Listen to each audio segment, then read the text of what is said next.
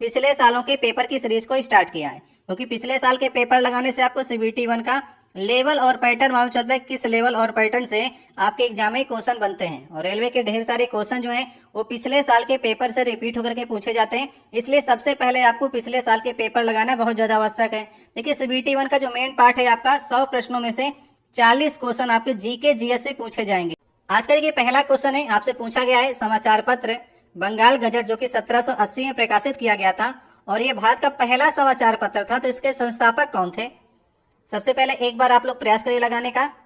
इसका सही ऑप्शन होगा जेम अगस्टान हिक्की जो थे वो भारत के पहले समाचार पत्र बंगाल गजट के संस्थापक थे। और ये कहाँ से प्रकाशित किया जाता था, ये आपका कलकत्ता से प्रकाशित किया जाता था। और किस लैंग्वेज में था ये आपका, ये इंग्लिश लैंग्वेज का आपका अखबार था। तो आपसे देखिए भारत का पहला पूछा जाएगा तो बंगाल गजट आपको सही करना है। यदि आपसे पूछा जा रहा है कि भारत का पहला हिंदी समाचार पत्र कौन था, तो आपको देखिए उड़तंड मारतंड भी याद रखना है और कई बार आपके एग्जाम में पूछा गया है। उड़तंड मारतंड को 1826 में कलकत्ता से इसे ही प्रकाशित किया गया था और जुगल किशोर शुक्ल जो थे वो इसके संपादक थे। इनका नाम भी आपके एग्जाम में पूछा जाता है। तो ठीक है, हिंदी का पूछा जाएगा प्रथम, तो उड़तंड मारतंड आपको सही करना है। अब बात कर लेते हैं गोपाल कृष्ण गोखले आपके ऑप्शन में रखा गया है, तो गोपाल कृष्ण गोखले के अखबार का नाम था नेशन। ये आपके एग्जाम में पूछा गया क्वेश्चन है। और बाल गंगाधर तिलक के दो अखबार काफी फेमस है, एक आपका केसरी अखबार और एक आपका मराठा अखबार है। ये दोनों आपके एग्जाम में पूछे जाते हैं क्योंकि ये आपको कंफ्यूज कराते हैं। केसरी जो अखबार था आपका ये मराठी भाषा में था, ठीक है, और मराठा जो आपका अखबार था ये इंग्लिश भाषा का अखबार था। और केसरी अखबार जो था ये दैनिक समाचार पत्र था और मराठा वाला साप्ताहिक आता था। 1881 में इसका संपादन जो था वो बाल गंगाधर तिलक ने इसे संभाला था। एनी बेसेंट के दो अखबार आपके एग्जाम में अभी तक पूछे गए हैं, एक आपका कॉमनवेल्थ अखबार आया है, कॉमनवेल्थ अखबार, और न्यू इंडिया अखबार, ये आपका एनी बेसेंट के द्वारा संपादित किए गए थे। तो कॉमनवेल्थ जो अखबार था आपके साप्ताहिक था और न्यू इंडिया जो था ये दैनिक आपका समाचार पत्र था। तो इस प्रकार से समाचार पत्रों से जो भी आपके क्वेश्चन पूछे जाएंगे तो आपको सब कुछ याद करके चलना है। तो इसका सही ऑप्शन होगा जेम अगस्टान हिक्की, जेके हिक्की जिसे हम लोग कहते हैं, दूसरा वाला ऑप्शन सही ऑप्शन होगा। नेक्स्ट हमारा दूसरा क्वेश्चन है, भारत और पाकिस्तान के बीच में जो रेखा है उस रेखा का आपसे नाम पूछा गया है। तो इसका सही ऑप्शन होगा रेड क्लिफ रेखा, जो कि कब खींची गई थी, 15 अगस्त 1947 को सर जे रेडक्लिफ के द्वारा ये रेखा खींची गई थी, इसलिए इसका नाम जो है रेडक्लिफ रेखा पड़ा है। पहले वाले ऑप्शन में लिखा गया है डूरंड रेखा। डूरंड रेखा पहले भारत और अफगानिस्तान के मध्य में थी और अभी ये रेखा जो है अफगानिस्तान एंड पाकिस्तान के मध्य में है, जिसे 1896 में सर डूरंड ने खींचा था। मैन रहीम रेखा यहाँ पर लिखी गई है, एक आपकी मैक मोहन रेखा होती है। तो पहले इसे समझ लेते हैं। मैन रहीम जो रेखा है ये आपका रूस और फिनलैंड के मध्य में है, ठीक है, यदि नहीं आता हो आपको तो नोट डाउन कर लीजिएगा। रूस और फिनलैंड के मध्य में है मैन रहीम रेखा। और मैक मोहन रेखा अगर आपसे पूछता है तो भारत और चीन के मध्य में है, जो कि 1914 में खींची गई थी। और यहाँ पर देखिए हिडनबर्ग रेखा लिखी गई है, जो कि जर्मनी और पोलैंड के बीच में है, क्योंकि वहां पर हिडनबर्ग नदी है, तो वहीं पर ये रेखा बनाई गई है, ठीक है। तो भारत और पाकिस्तान के मध्य में जो रेखा है उसका नाम है रेडक्लिफ रेखा। अब देखिए नेक्स्ट हमारा तीसरा क्वेश्चन है, ऑपरेशन विजय निम्नलिखित में से किस युद्ध से संबंधित है, आपसे पूछा जा रहा है। तो ऑपरेशन विजय चलाया था भारतीय वायुसेना ने जब भारत और पाकिस्तान के मध्य में कारगिल की लड़ाई हुई थी 1999 में, तब ऑपरेशन विजय चलाया गया था। ये डेट आप लोग याद रखिएगा, 26 जुलाई 1999। इस दिन भारत को विजय प्राप्त हुई थी कारगिल की लड़ाई में और 26 जुलाई को विजय दिवस के रूप में हम लोग मनाते हैं। और पाकिस्तान अभी तक नहीं मान रहा था कि उसकी सेना ने कारगिल की लड़ाई में भारत के खिलाफ लड़ा था। वो कह रहा था कि आतंकवादी और उग्रवादी जो थे वो भारत के खिलाफ लड़ रहे थे। लेकिन अभी आपने न्यूज सुनी होगी 25 साल बाद जो है पाकिस्तान ने स्वीकारा है कि पाकिस्तानी सेना ने कारगिल की लड़ाई में अपने सैनिकों को खोया है। तो ये आपका अटल बिहारी वाजपेयी के पीठ में एक छुरा था, क्योंकि उस समय अटल बिहारी वाजपेयी 2-3 महीने पहले पाकिस्तान होकर के आए थे और जैसे ही भारत लौटे 2-3 महीने बाद जो है वो पाकिस्तानी सेना के द्वारा कारगिल का युद्ध जो है वो छेड़ दिया गया था। इसी प्रकार से मोदी जी भी गए थे पाकिस्तान, उसके बाद देखिए कितने अटैक हुए, उरी हमला हुआ। तो पाकिस्तानी सेना कभी नहीं चाहती है कि भारत और पाकिस्तान के मध्य में संबंध अच्छे रहें। संबंध खराब रहेंगे तो उनको फंडिंग मिलती रहेगी अन्य देशों से। तो सही ऑप्शन होगा चौथा वाला ऑप्शन। अब देखिए नेक्स्ट हमारा चौथा क्वेश्चन है, अखिल भारतीय खिलाफत समिति ने कब ये घोषणा की थी और एक प्रस्ताव पारित किया कि किसी भी मुसलमान को ब्रिटिश भारतीय सेना में सेवा प्रदान नहीं करना चाहिए? तो देखिए, अखिल भारतीय खिलाफत समिति ये 1919 में बनाई गई थी, जब आपका खिलाफत आंदोलन स्टार्ट किया गया था।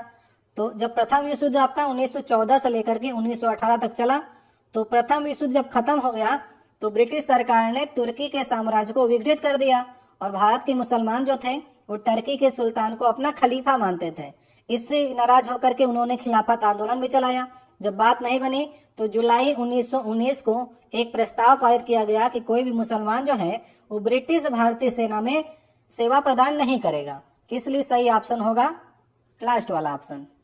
अब देखिए, नेक्स्ट हमारा 5वां नंबर क्वेश्चन है, उस राज्य का आपको नाम बताना है जहां पर सियांग नदी पर भारत के सबसे लंबे 300 मीटर का single lane steel cable suspension पुल का उद्घाटन किया गया था। तो भारत का सबसे लंबा है, तो अभी भी आपके एग्जाम में पूछा जा सकता है।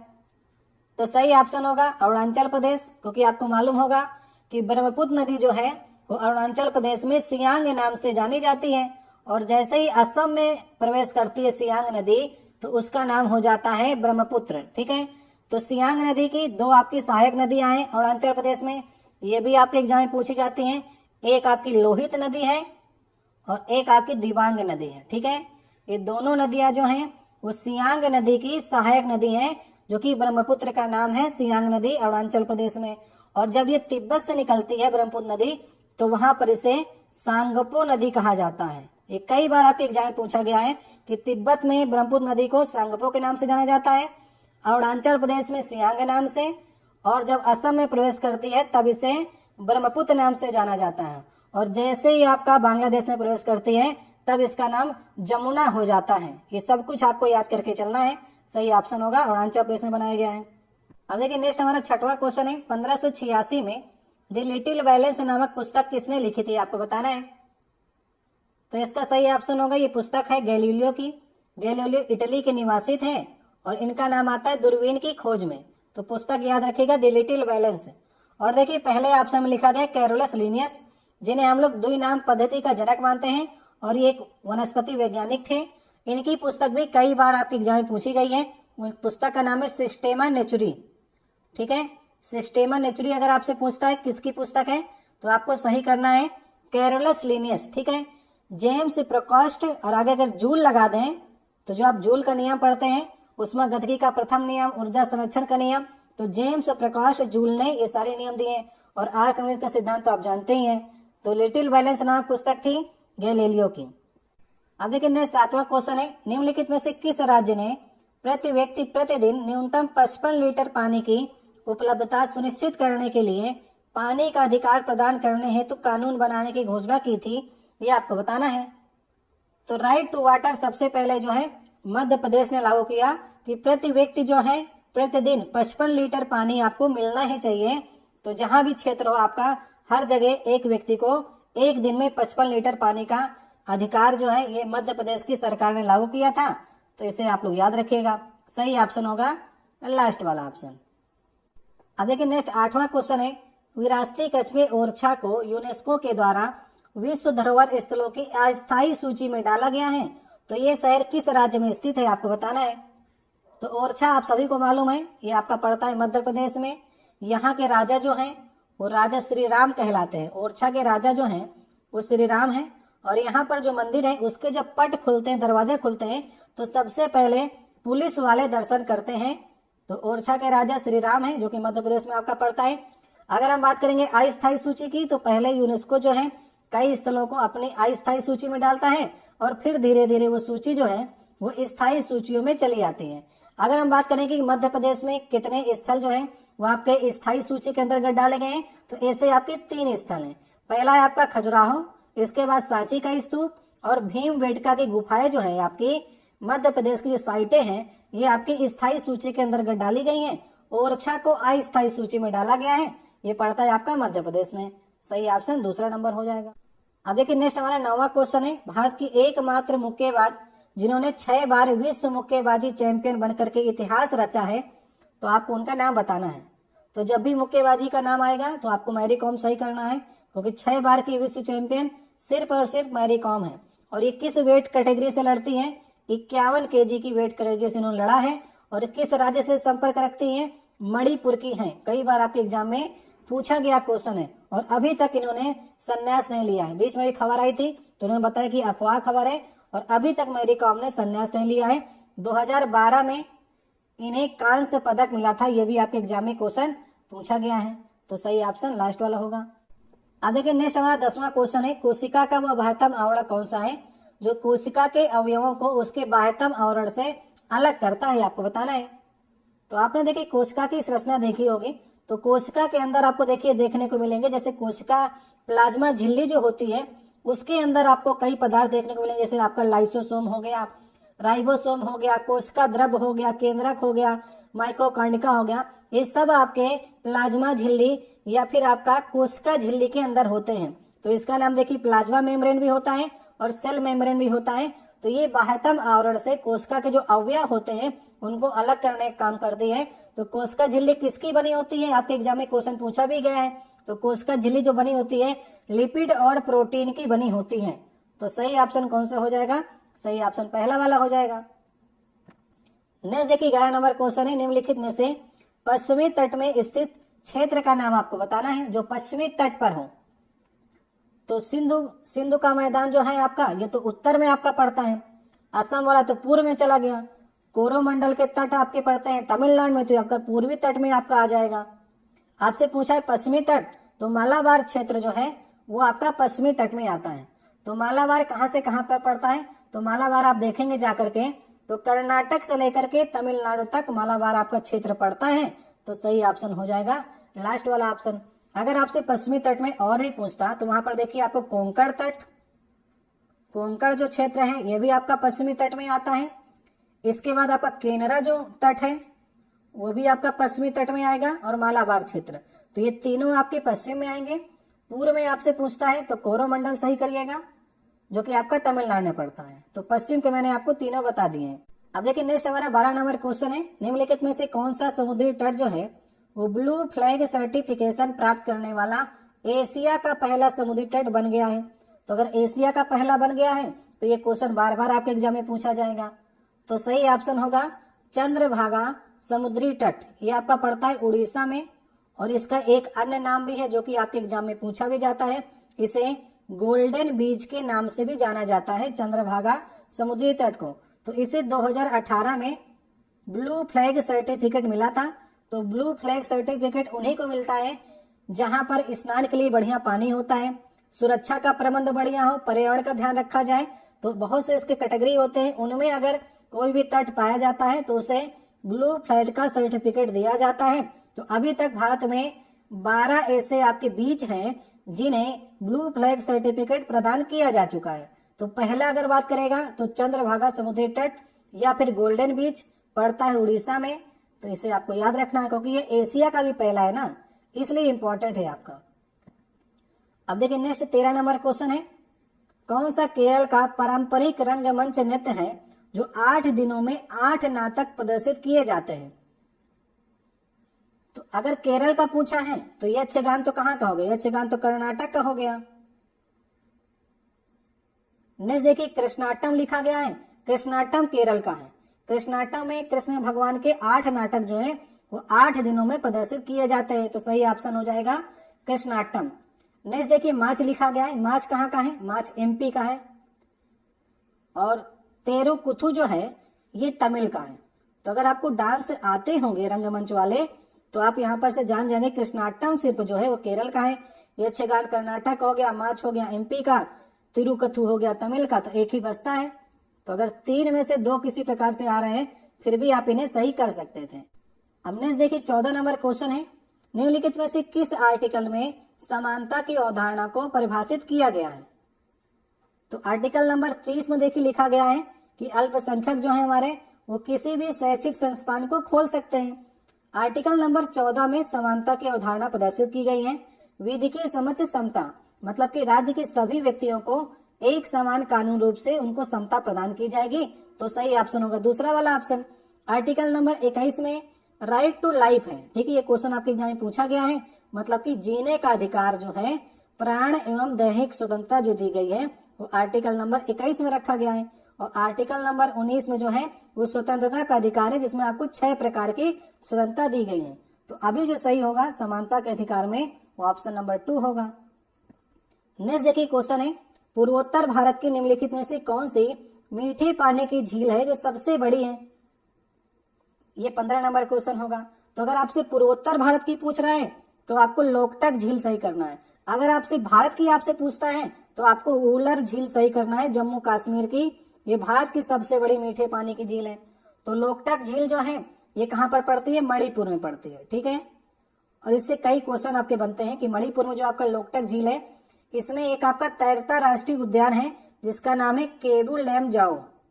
ये नाम आप लोग नोट डाउन कर लीजिएगा, केबुल लेम जाओ जो है राष्ट्रीय उद्यान, ये तैरता हुआ राष्ट्रीय उद्यान है, ठीक है। और अगर हम बात करें कि हम भारत की सबसे बड़ी मीठे पानी की झील है उलर झील, जम्मू कश्मीर में पड़ती है और यहाँ पर तुलबुल परियोजना चलाई गई है। तो उलर झील में तुलबुल परियोजना आपके एग्जाम में पूछी जाती है। और पुलिकट झील कहाँ पर है? पुलिकट झील पड़ती है आपकी तमिलनाडु में और आंध्रा के बॉर्डर में आपकी ये झील पड़ती है। डल झील पड़ती है जम्मू एंड कश्मीर में, कोलोरी झील पड़ती है आपकी आंध्रा में।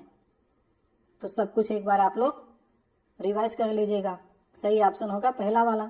अब देखिए नेक्स्ट हमारा 16 नंबर क्वेश्चन है, भारतीय भूवैज्ञानिक सर्वेक्षण के अनुसार निम्नलिखित में से कौन से राज्य में भारत के सर्वाधिक ग्रेफाइट के भंडार हैं? आपसे पूछा जा रहा है। तो 2013 में ये आपका भू सर्वेक्षण हुआ था, उसके अनुसार अरुणाचल प्रदेश में भारत का 43% जो ग्रेफाइट है उसका भंडार पाया गया है। तो सही ऑप्शन होगा दूसरा वाला। इसके बाद नंबर आता है जम्मू एंड कश्मीर का। जम्मू एंड कश्मीर में 37% ग्रेफाइट पाया गया है पूरे भारत का। तो 2 मेन आपके राज्य हैं, अरुणाचल प्रदेश में सबसे ज्यादा और उसके बाद बात करेगा तो जम्मू एंड कश्मीर में ग्रेफाइट के भंडार हैं। अब देखिए नेक्स्ट हमारा 17 नंबर क्वेश्चन है, उस वैज्ञानिक का आपको नाम बताना है जिसने यह सिद्धांत प्रतिपादित किया था कि इलेक्ट्रॉन एक धनावेशित गोले के अंदर धसे हुए होते हैं। इलेक्ट्रॉन की खोज किसने की थी? यह भी आपके एग्जाम पूछा जाएगा। और इलेक्ट्रॉन एक धनावेशित गोले के अंदर धसे हुए प्रतीत होते हैं, ऐसा जे थॉमसन ने ही कहा था, जो कि इलेक्ट्रॉन की खोजकर्ता भी थे। तो जे थॉमसन ने 1898 में अपना परमाणु का मॉडल प्रस्तुत किया था। उन्होंने बताया कि परमाणु के अंदर जो इलेक्ट्रॉन है, जैसे तरबूज के अंदर बीज धसे हुए होते हैं वैसे परमाणु के अंदर इलेक्ट्रॉन जो हैं वो धसे हुए होते हैं। इन्होंने प्लम पुडिंग मॉडल इसे कहते हैं, मतलब जैसे तरबूज के अंदर बीज होते हैं वैसे परमाणु के अंदर इलेक्ट्रॉन होते हैं। ये आपका दिया था जे थॉमसन ने। सही ऑप्शन होगा दूसरा वाला। अब देखिए नेक्स्ट हमारा 18 नंबर क्वेश्चन है, आपसे पूछा जा रहा है नैसकॉम का पूर्ण रूप क्या है? आपको बताना है। ये 4 ऑप्शन आपको दिए गए हैं।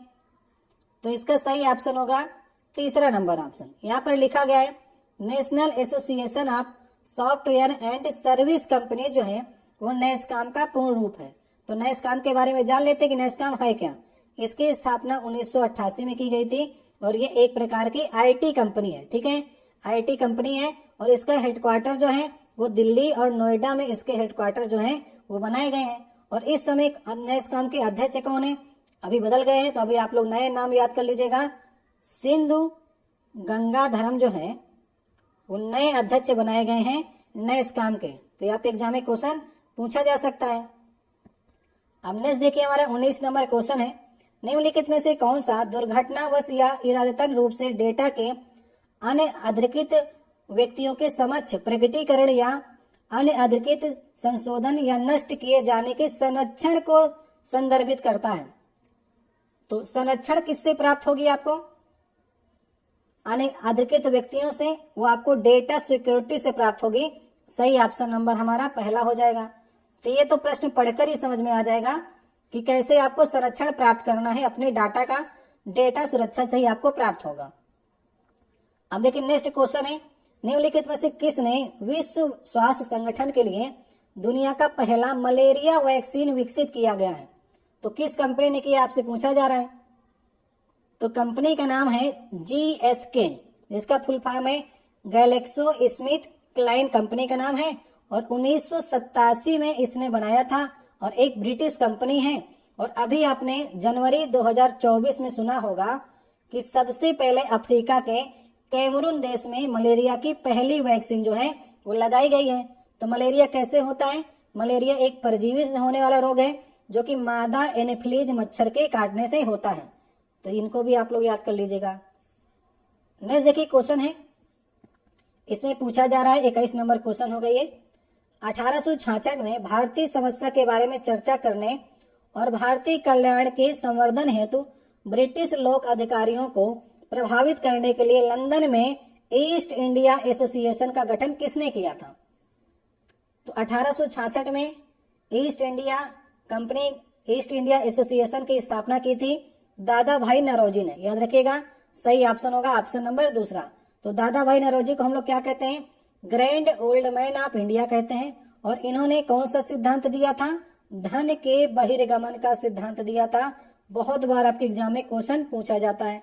धन के बहिर्गमन का सिद्धांत किसने दिया था? दादा भाई नौरोजी ने दिया था। और 1867 और 68 के करीब इन्होंने प्रति व्यक्ति आय की गणना की थी। अपनी एक पुस्तक थी poverty and un British rule India, उसमें प्रति व्यक्ति आय की गणना की थी। तो उस समय 67 और 68 में भारतीयों की आय जो थी वो 20 रुपए थी।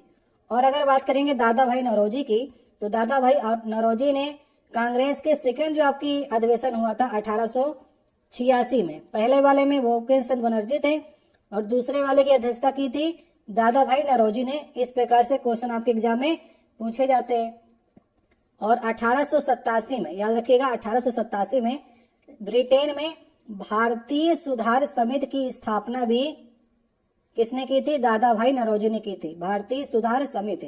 तो ये दोनों समितियां याद रखिएगा। एक आपका ईस्ट इंडिया एसोसिएशन की स्थापना लंदन में की गई थी दादा भाई नौरोजी के द्वारा, और भारतीय सुधार समिति 1887 में ये भी लंदन में की गई थी।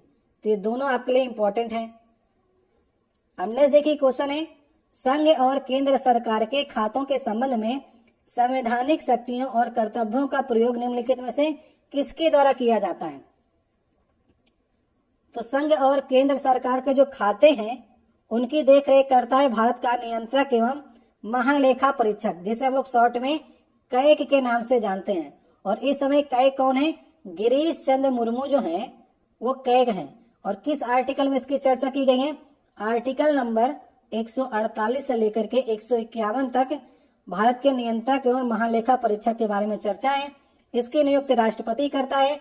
कितने साल का कार्यकाल होता है? 6 वर्ष या फिर 65 साल, जो भी पहले आ जाएगा वो कार्यकाल होता है। तो भारत के नियंत्रक एवं महालेखा परीक्षक को सार्वजनिक धन का रक्षक माना जाता है और एक केंद्र सरकार के खातों का विवरण रखता है।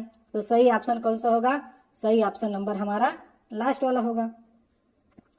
नेक्स्ट देखिए क्वेश्चन है, कालिदास द्वारा लिखे गए नाटक अभिज्ञान शकुंतला में शकुंतला का पुत्र कौन था? ये 23 नंबर क्वेश्चन होगा आज का।